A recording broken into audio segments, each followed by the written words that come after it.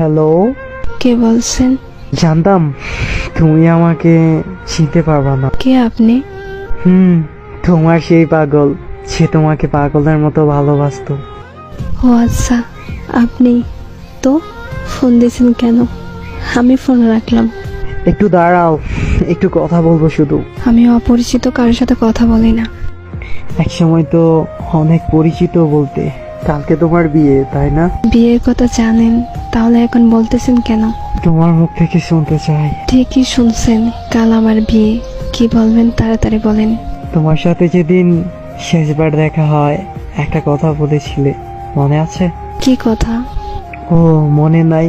আমি বলেছিলাম তোমার যেদিন বিয়ে সেদিন আমি এই দুনিয়া থেকে হারিয়ে যাব।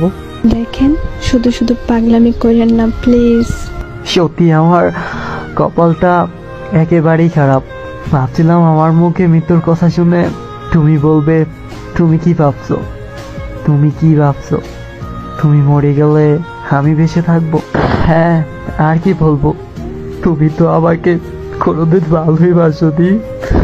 একা হয়ে গেছি আমি, একেবারে একা। চুপ করেন, এমন করে কেন কথা বলতেছেন? সমস্যা নাই, একটু পর নিশ্চুপ হয়ে যাব। শোনো না, আমার অনেক